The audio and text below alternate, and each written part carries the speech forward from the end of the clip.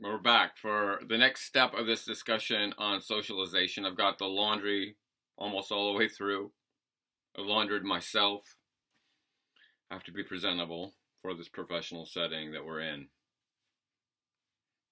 So the second part is the process of socialization, what that looks like. And again, tabula rasa, we're starting from the notion that we're all blank slates. So we have to be taught to be social beings. Unlike the horse that plops out of mama horse and it's just horse, we have to learn, and we have to learn from sources in a couple different ways. So we're going to talk about those main sources and what those couple different ways mean. So this is a discussion today about socialization agents. This part 2 is about socialization agents.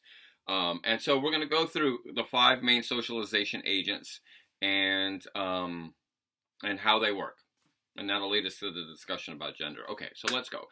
5 socialization agents. Number 1 socialization agent, the primary socialization agent, meaning it's the first, is the family. The family is the not literal, but the nucleus of the cell, the figurative nucleus of the cell. And think about when babies are born and all that stuff that we talked about in the last video, like learning how to eat 3 meals a day, or learning how to use the potty, or, learning how to talk. I mean, a lot of that happens within the confines of the family. And so the family, we kind of interpret all this stuff that's going on around us and incorporate us into our understanding of the world. So if our family is Muslim, we're probably going to be Muslim. If our family is Jewish, we're going to learn the beliefs and the cultures of the Jewish faith. And so, we sort of internalize these things from our family very early on. And they're our first social teachers. We're going to come back to each of these when we talk about how they work. The second socialization agent is school. So a lot of public schools have in as their motto, in locus parentis, which is Latin for in place of the parent. At a certain point, a kid is old enough to be shipped off to school, get on the bus, or preschool even. I remember the first time I dropped Cozy off at preschool, I was just like, oh, and I drove around the block a few times to make sure she was okay, because for the first time she was out of our control. But that means there's other control that comes in. And so you're learning a lot in school, and you're picking up important messages about culture, saying the Pledge of Allegiance and learning about authority figures. You're learning the things that you're supposed to learn in school, which we call the 3 R's: reading, writing, and arithmetic. And if you notice the 3 R's, only one of them starts with R, so that's an indictment of our education system. But you're learning the stuff that you're supposed to learn. The capital of Oregon is Salem. I even learned that in Georgia. But you are also learning what we call the hidden curriculum. You're learning messages about race. We're learning the world of white people. You're learning the messages about gender. You're learning the history of the things that men do. You're learning the history about following authority and what happens when you break the rules. And so there are kind of multiple levels of socialization that's happening in school. So that's number 2. Number 3 is religion, our faith traditions. At some point you go to Sunday school, or you go to madrasa, or you go to some place where you learn about your faith. And the socialization there is still following on from the parents in the schools, like we're learning to follow authority figures and stuff like that. But we're also learning some of the larger mysteries of life, including what happens when we die, why are we here, where does it all come from, what does it mean, Alfie, and some of those larger philosophical issues that we're being socialized to in school. The fourth one, now, we're going kind of chronologically here. We start in our family, and then we go off to school as kindergartners, and then we start paying attention to our faith traditions. The fourth one, when we're in adolescence especially, are our peers, our friends. We learn a lot from our friends. How do you know what's cool? You don't learn from your mom. You don't learn it from your rabbi. You have a really cool rabbi. You probably learn it from your friends. How do most of us in this culture learn about sex? Right? You're supposed to, your parents are supposed to sit you down and have a talk. Your school is supposed to teach it to you, usually pretty late. I mean, I remember sex ed in Stone Mountain, Georgia was just a horror show. If you have sex, all these horrible things will happen to your genitals. It was just sort of, a lot of scare tactics. You don't really learn it all from religion, but you definitely get it from your friends. I mean, I remember the first time I heard about where babies come from a friend. I was shocked. I thought they got pooped out. So you learn that stuff from your friends. And then the fifth socialization agent is the media. And the media in the old days used to be like the newspaper and books. And then we had movies and TVs. And now the media is YouTube and all the media on our phones. And we're just so media saturated. And the media socialization is a little bit different for a couple of reasons. One is it allows us to be socialized or be taught about things outside of our physical experience. Like you hang out with your parents, you go to school, you go to church, you hang out with your friends. But I've never been to China. I feel like I know a lot about China just from watching TV shows and news reports and movies. And I watched the movie Contagion last night. Oh, Lord, they're so screwed. I've never been to Antarctica, but I think I know what it looks like in Antarctica and what I can expect to find in Antarctica, not polar bears. So from the media. So, you're socialized through the media. So it offers you a much wider picture of the world. And think about places where there is no media. Think about, tribal cultures in the Amazon rainforest that don't have, the internet, don't have TV. They're just them, right? They don't know very much about Antarctica, if anything. Certainly nothing about polar bears, who are at the North Pole, not the South Pole. And so, these are 5 socialization. And there are other socialization agents. We could talk about work. We could talk about prison. We could talk about the military. We could talk about all sort of other types of places where we learn how to be social. But those are the big 5. Family, school, religion, peers, and media. Okay. And they kind of work in 2 different ways. The first way that socialization agent works is through role models, through people that we, as the recipient of the social learning, model our behavior after. So let's go through each of the 5. And I'm going to put a handout that I usually give the class up on D2L. So you can, if you want to look at the sheet while we talk about this, feel free to go and grab it off D2L. Just hit pause. I'll wait. Oh, hi, welcome back. So the first, family, right? We have role models in the family. The obvious role models are our parents, right? They might not say, be like me, but let me tell you something a little bit, I don't know, might depress you. You end up pretty much like your parents, right? If your parents smoke, you're going to smoke. If your parents overeat, you're going to overeat. If your parents are right-wing or left-wing, you're probably going to be right-wing or left-wing. I mean, there are all kinds of ways that we pick up from our parents. My dad was visiting from Atlanta, and we were watching TV, and I noticed that he was like sitting the same way that I sit when I watch TV. I'm like, oh, shit, I'm just like my dad. Like, we internalize them as role models. And as parents and as older brothers and sisters, it's our favorite uncle, it's the grandma that we love. Who really knows how to, get the family together. I mean, there are all these role models in the family, right? There's probably somebody in your family who you are so much like. I mean, the joke in our house is, who is Cozy more like, her mom or her dad? And since she really likes to tell fart jokes, it's probably Dad. And my wife is like, she's so much like you, she's so weird. I'm like, well, what can I do? I'm only her primary socialization agent. So we have role models in the family. We have role models in school, right? We have role models in the lessons that we learn, like, learning about George Washington, I'll never tell a lie, or I want to be like Abe Lincoln. Right? We sort of learn, and we have developed role models. But all obviously, the most obvious role models that we have in school are our teachers. Like we have teachers, and you probably had one teacher that was sort of different than all the other teachers. That somehow you're like, oh, I want to be like her, or I want to be like him, or a coach in school, or even an administrator. I don't know. Has anybody ever wanted to be like a vice principal?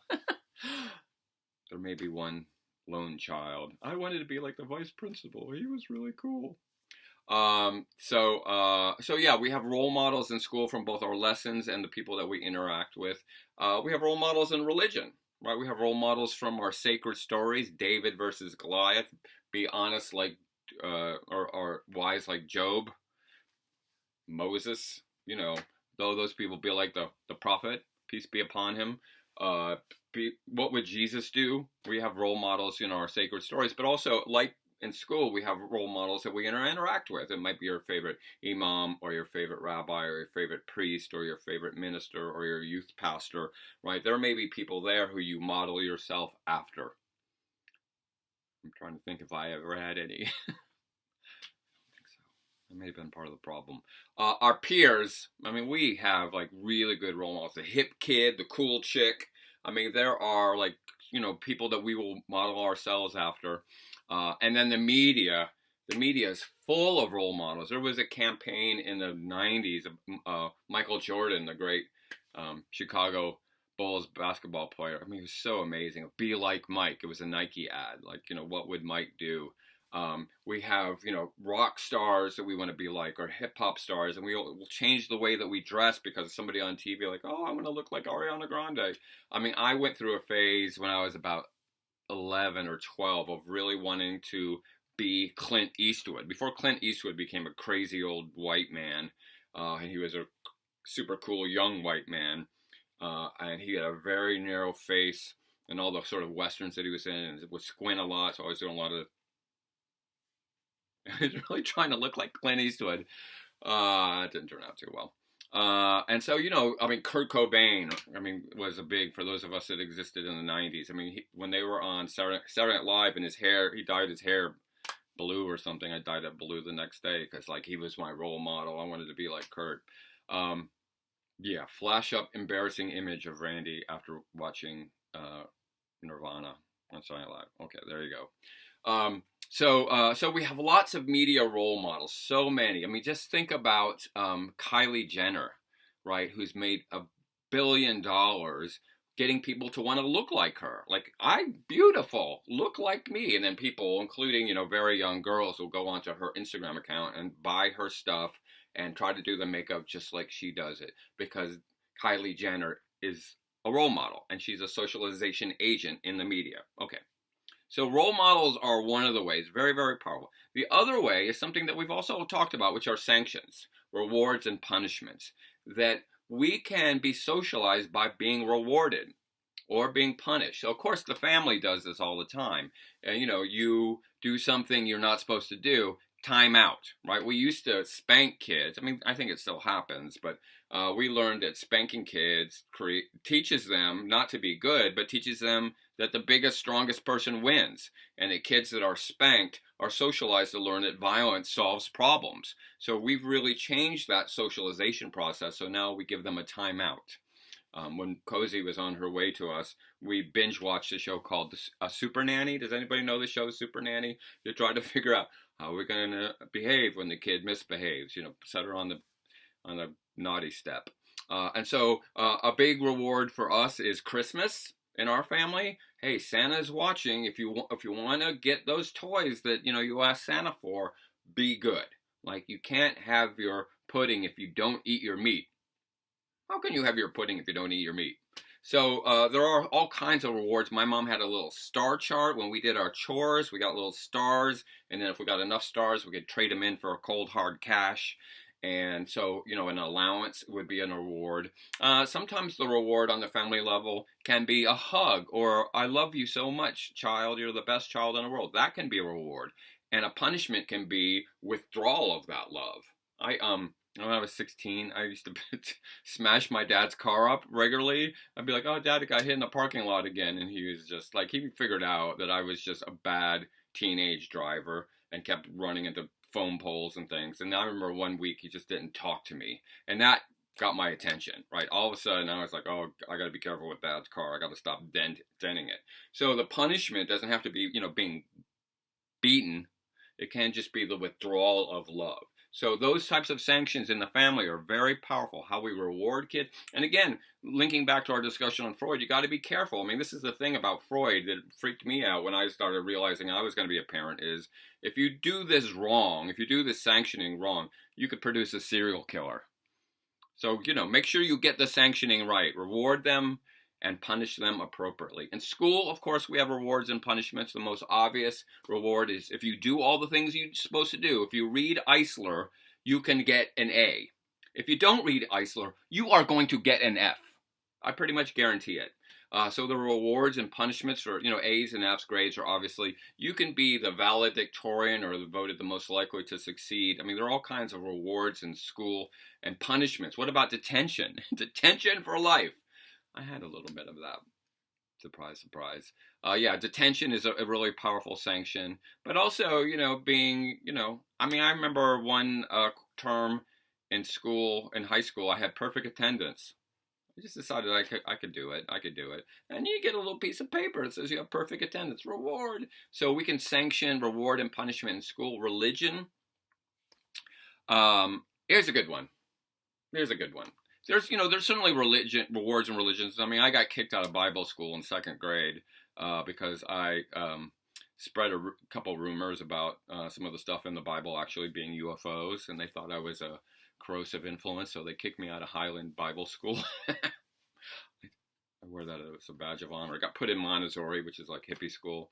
But here's a really powerful sanction in religion.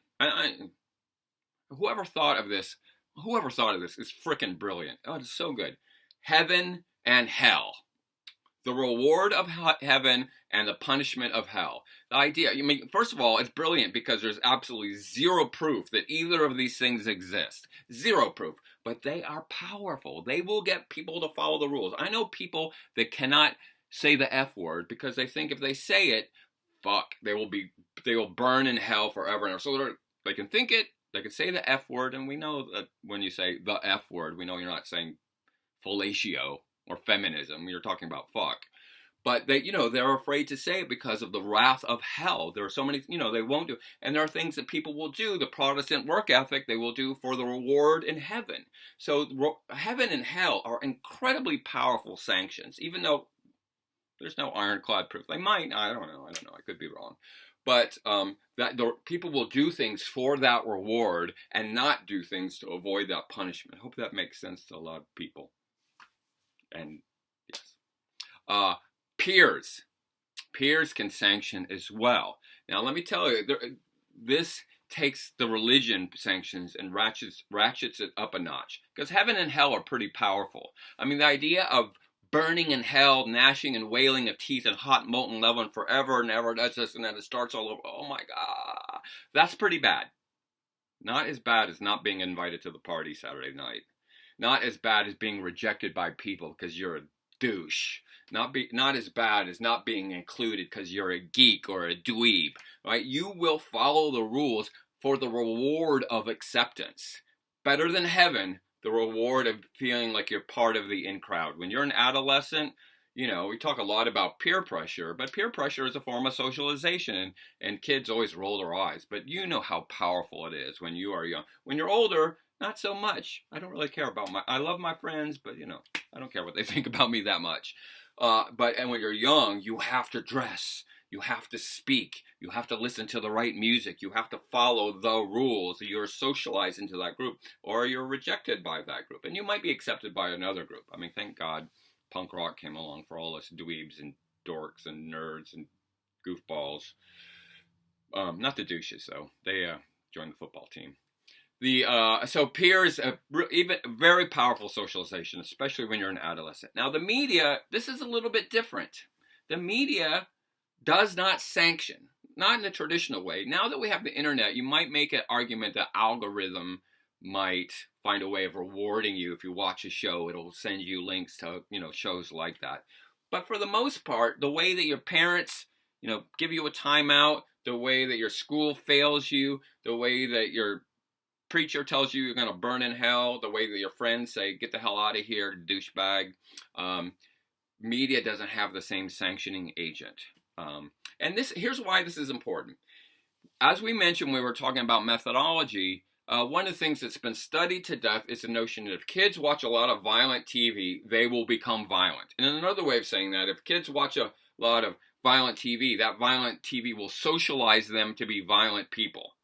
Right? Social learning. Nope, there's no evidence. They've studied it to death, and there's no evidence that there's any long-lasting impact of watching violent media. Most of us have seen thousands and thousands and thousands of murders in the course of our life in the media that we've watched from cartoons on up, and haven't killed anybody. Well, that guy might have. And the argument is sort of twofold. One piece of the argument traditionally has been, because we have these 4 other socialization agents besides the media that all tell you that murdering people is bad, whether it's your family saying, don't hit your brother, whether it's your school saying, don't get into fights, whether it's your religion saying thou shalt not kill, whether it's your peers saying don't be an asshole, stop, hitting your friends. By the time you get the media socialization, you've already got a pretty strong socialization that tells you that violence is wrong. And you can watch lots and lots of violent TV, and you're going to be fine because of the socialization that you've had from the other 4 agents that say no. And then also because, and this is what we're talking about, because socialization agents only work sort of on one level, role models, and they don't work on the other level, sanctions. They're a lot weaker. They aren't as strong as the family, which has both, and school, which has both, and religion, which has both, and peers, which have both. So that's the explanation why we can watch violent media and not become violent. But here's something to think about. Over the last 20 years, and 10 years really, those 4 socialization agents, family, school, religion, and peers, have been losing their influence, right? Family, we spend less time with our family. A lot of families are broken up. Parents are working longer hours and spending less time with the kids. School, class sizes are getting bigger.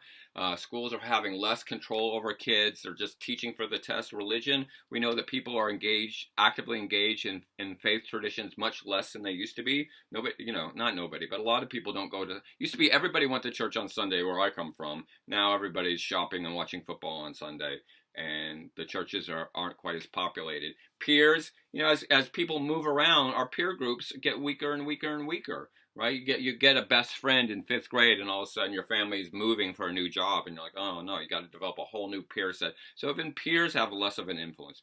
But the media is growing, right? It's not the movie down at the multiplex anymore. It's the movies that we have in our pocket. I mean, think about how young people with phones have immediate access to pornography.